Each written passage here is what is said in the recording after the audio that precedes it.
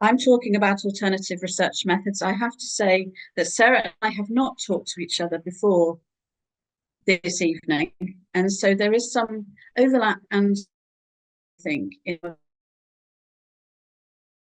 conscious of the time, and um, I'm likely to go over. So I'm very sorry if that's the case, because I'll get told off. Anyway, thank you, Sarah.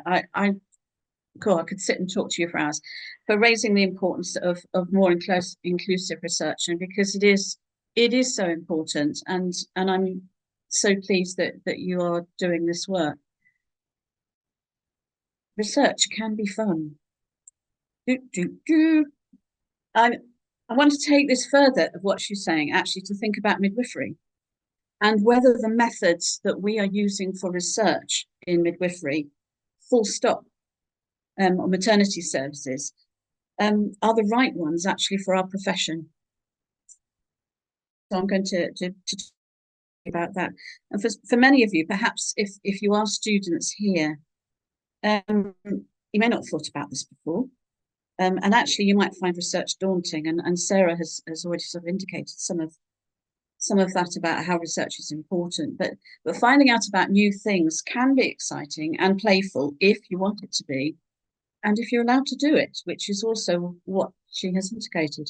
But I'm just going to go back in history, because I've been around for quite a long time. And when I was learning to be a midwife over my career, there was no research. We didn't have anything. That actually these two studies were the first ones that were done by midwives, published in 1980. Prior to that, the research was always being done by doctors. Midwives just didn't do research. And if you notice what she was talking about, she's talking about pre-delivery shaving and enemas. Now, for those of you who are as old in the tooth as me, you will know that when anybody was brought into hospital to have a baby, then they would have a shave, an enema, and a bath. And yes, it was big enemas. It wasn't kind of the tiny little enemas that we have now. But no matter what stage of labour they were in, that's what they had to do. And Mona actually did this research and showed that it wasn't actually necessary to do that. And yes, there were a number of babies that were born in the bath. I will say that as well. And this book here is the Mays Midwifery textbook that I had. There's no research in it. And if you look at the Mays Midwifery now, which Sue knows very, very well, is that it's huge. And the amount of research that has been done in the past 45 years has developed so much. But at our time, what you did was everything was by rote, that you did everything without questioning, that you actually did what you were told to do. This is what you do for each woman. Well, actually, I did question, but that's another story, which I will not go into now. And then we moved on to this. We have moved on to this evidence-based culture, which is fantastic. And for those of you, again, who are pretty old in the tooth, is that we had ECPC, which we affectionately called it, which was actually a huge tome of research that had been gathered together. And the guide was much smaller than that, and you carried it around with you, which you could then use as evidence. And then since that time, we've obviously developed into nice guidelines since then. It's a piece of paper, which is not very good. There's nothing wrong with evidence. There's nothing wrong with research. I'm not disputing it at all. And I'm sure Sarah is not at all either as well, because it's important that we are providing the best care. So it's important that it's being done. But so much of midwifery practice still has been handed down from generations to generations and has not been researched and has not got evidence behind it. And then we come on to this issue actually about what is evidence, which I'll talk to you about in memory. But what we know, I hope you know, if what you're doing it, is midwifery is a multidimensional, holistic role. This is from the ICM definition of a midwife. And just by looking at that, you realise actually what the role of a midwife, what the role of maternity and caring for people is not simple. And we're dealing with human lives and human people. And Sue mentioned as well the NMC. standards earlier. And again, they are full of what is expected of what midwives can and should be able to do. And it's holistic in what we do. And if you look at that statement down the bottom, is that it's expected that we provide this whole person care that meets each woman's individual needs. And we're doing the art and science. That's we'd always talk about. Midwifery is the art and science. There's a lot of research around about the science of midwifery, but not necessarily about the art side of it. You know, what is the essence of the art? And that's why I did my PhD study, which was around the essence of the art of midwife, all those years ago. But if midwifery is so multi-dimensional in this way, then why are we not doing this with our research methods? Sarah has already touched upon that already from a different perspective. Of course, there is a place for traditional and quantitative and qualitative research, but we do need to think further of what we are actually doing here. And then we have this other word that's added into it.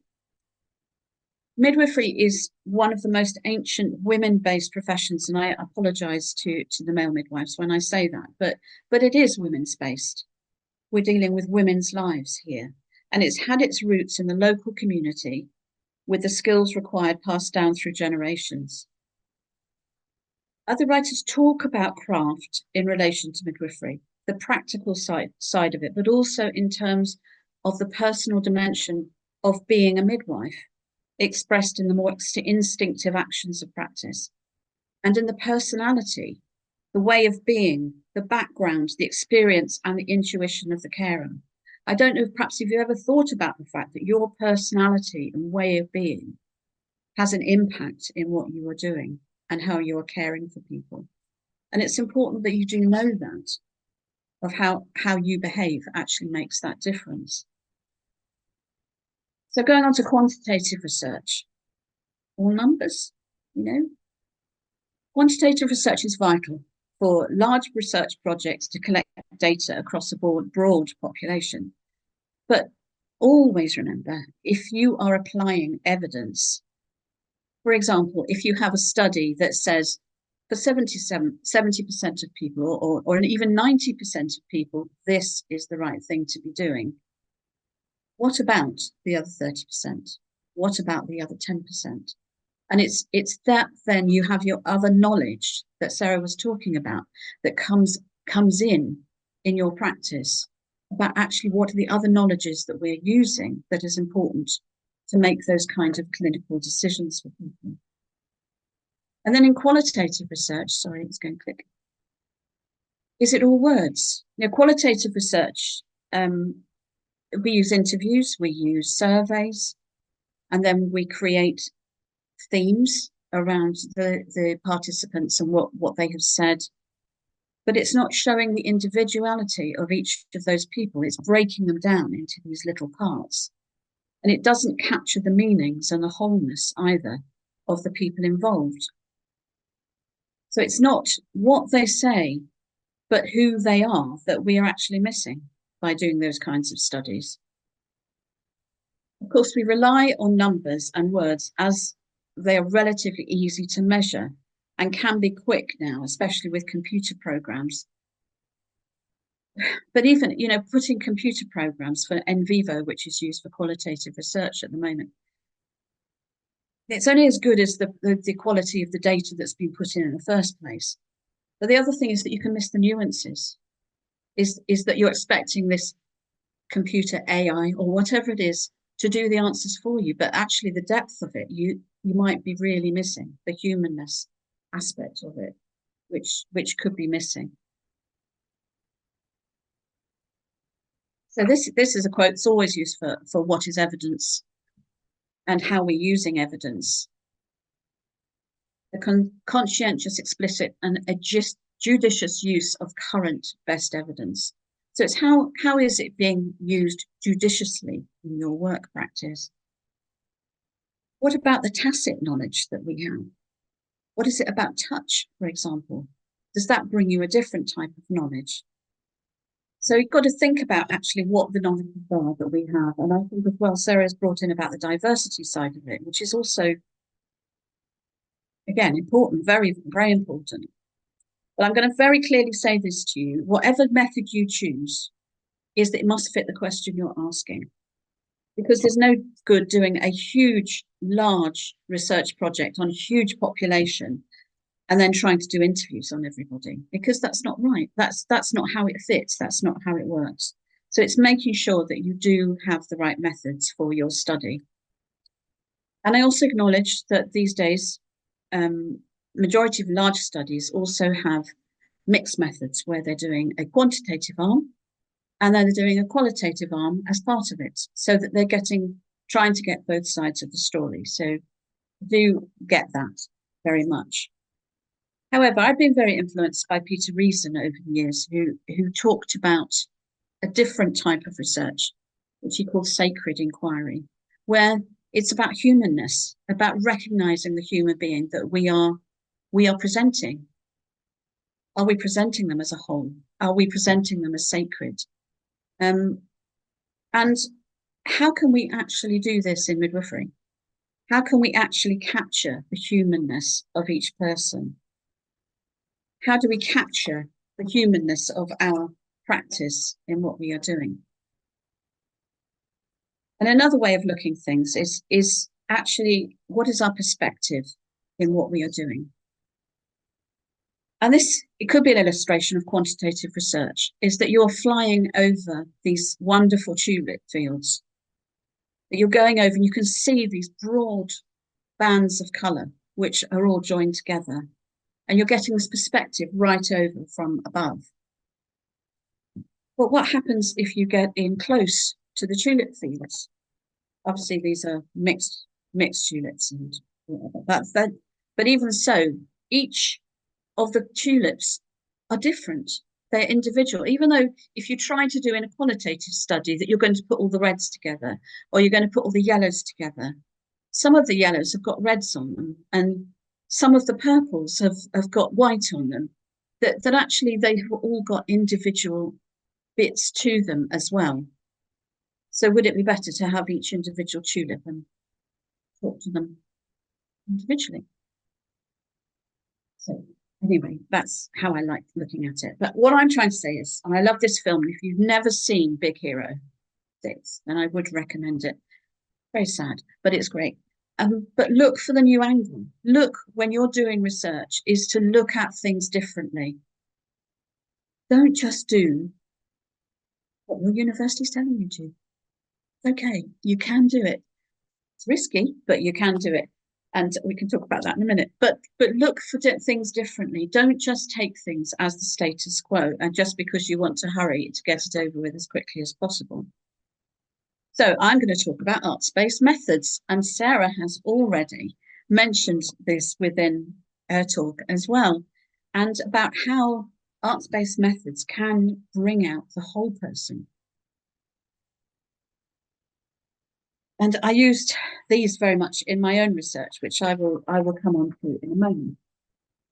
Art, we're often touched by looking at other people's art. And if you don't know who this is Gustav Klimt. And if you don't know Gustav Klimt, look up The Kiss, which is also one of his fabulous, fabulous paintings. And it's called The Mother and Child. When you look at this, each of you out there will get a different perspective of what this picture is about and what it means to you. And for some of you, it could be very meaningful. For some of you go, I don't like that very much. You know, but each of us is different in actually how we approach art and what it does to us inside.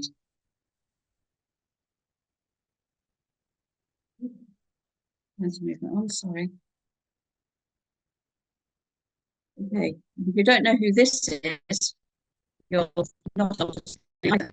This is Genesis. Okay, but what I'm trying to say is that art has the ability to meet your senses. It reaches inside you in different ways, especially sight and hearing, because we look at things and we listen to things. But perhaps that's something to do as well with memory, because associations of long forgotten places and times. If you look at pictures, They can remind you of landscapes or buildings or people. Or if you're looking at birth pictures, it can remind you of your own birth, or it can remind you of situations that you've been in. And they can make us relive moments in time. You can go to a play that actually speaks of your own lives, about your emotions, about your fears, about your own life stories, or reading poetry that stimulates sadness and sorrow and happiness and love. You can read life stories, which Sarah was talking about, stories portrayed as pictures in other people's words. That's why we still read books, because we like to read stories about things. And dance, which I'm a very big fan of dance, because it may stimulate you to be physical as well. How often do you walk down, well, that's just me, but you walk down the street and you hear a piece of music or you see somebody dancing and you actually feel like you want to just join in, but it helps to understand your own bodies. It actually reaches inside your own bodies. Or hearing a song or a piece of music, that is a big trigger for a lot of people, which is why nostalgia is such a big thing at the moment, and bands are coming back. You not realize that, but it may bring you a very spontaneous or physical or an emotional reaction and take you back to a place where you remembered that song for the first time, or it actually triggered something in you. And people we associate it with, and places we have. And our mind, it clicks in with the play button. I'm sure that you've had those kinds of experiences. And I put Genesis up there because I went to see them, and actually listening to a particular song. I was doing a study at the time, and I was listening to a particular song, and it took me straight back to somewhere else. And it's just so powerful about how art can actually do that to you. So thinking about, there are now lots of different methods that are out there that are being used for arts-based research. Narrative has been around a very long time, and narratives are around stories, but I find with narrative studies, I think that again, they give the story, but then they can get split up again into themes, which I find, if you're going to try to sort of describe a whole person, you're not going to do it so well.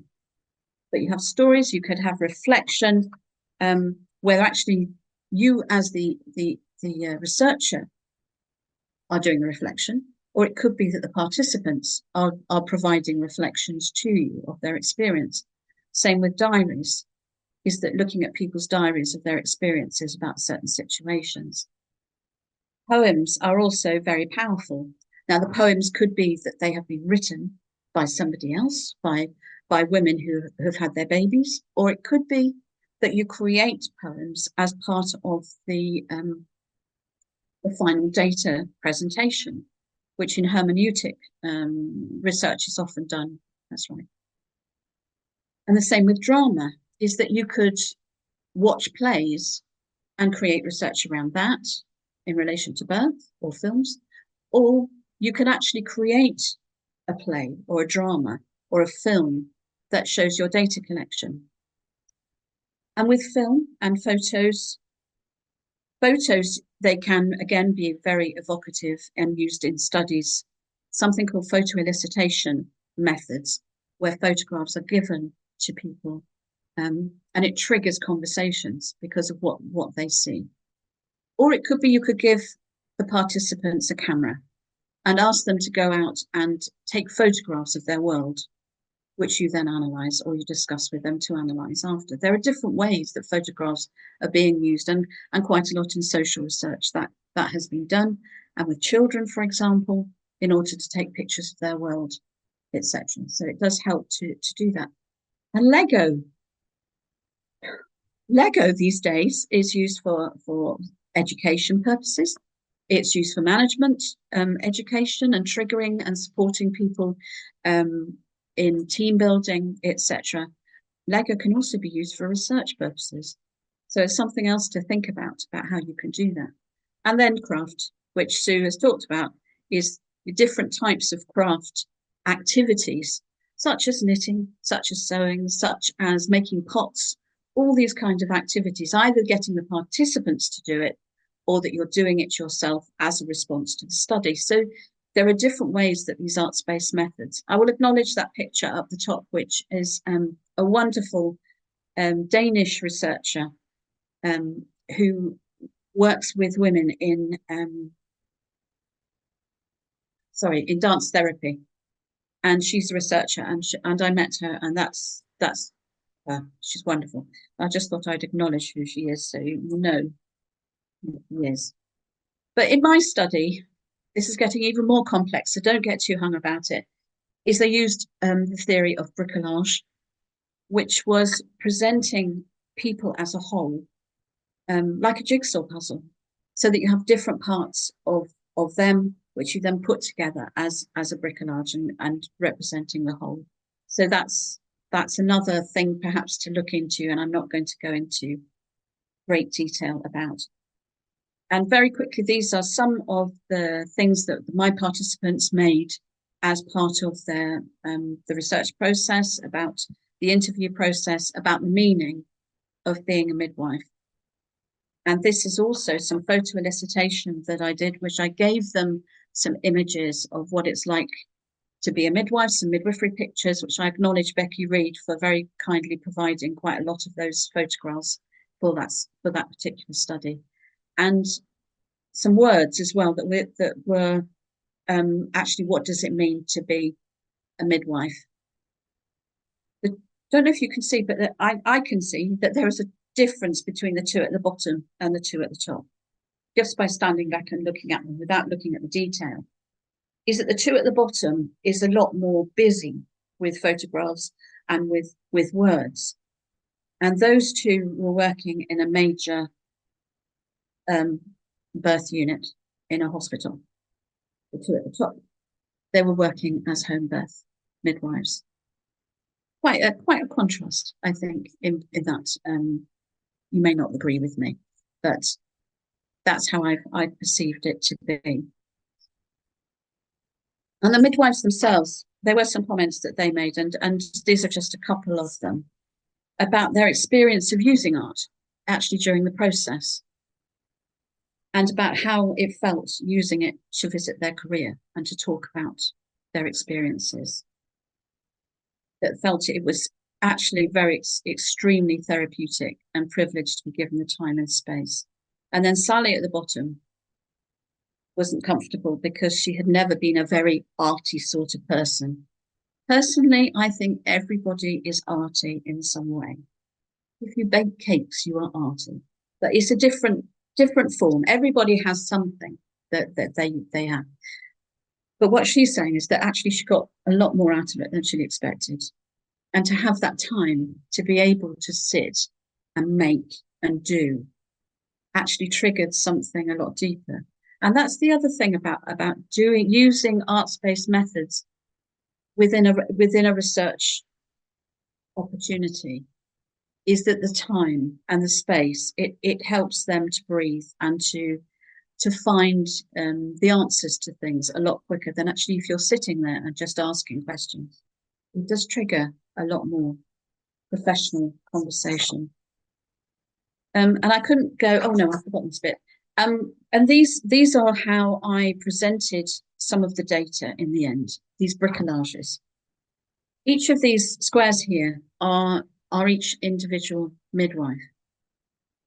It's very complex, and I'm not going to go into great detail, but their stories were, each section had a different color when they were talking about different things. So, for example, it could be clinical practice, it could be their emotions, it could be around the social side of midwifery, it was around education, about spirituality. There were different colors attached to it. And so if you look at that carefully, you'll see that there are different colors for each of the people. Some are smaller than others because they actually presented less data than others did, because they're individual. And so each one does show a different aspect. It just provides a multi-dimensional view of the data, which is something quite different. And if you want to know more about that, you can look at my thesis, which I've given to Sue on the list to look at. And there's lots of pretty pictures in there. So and it's lots of pretty colours. So it's not as if it's a heavy thesis to read, I hope. And you'll find out more about me, which you might find interesting. And you'll also find out about my quilt, which Sue mentioned. I can't go without, when I'm talking about art-based methods, I'm going to talk about this, which was part of my research process of this. Each square is representative of my research diary for 5 years. So the whole thing is part of that, and it's got its own website that you can go and have a look at, which is not complete, and I'm very sorry about that, but that's how things are. But it's there if you want to have a look to see what each of the squares mean, etc. Key thoughts then, just to send away to you, is evidence is not just about words or numbers. Try and come at research from a different way, because we're midwives. So we come from it from a midwifery way. Try and do that. Be prepared to take some risks, i.e. banging your head against a university that might not want you to do something different. But there will be people out there to support you. So just don't go there. And the other thing is to have some fun, because research can be fun. And there's some further reading there, which is on Sue's list. So thank you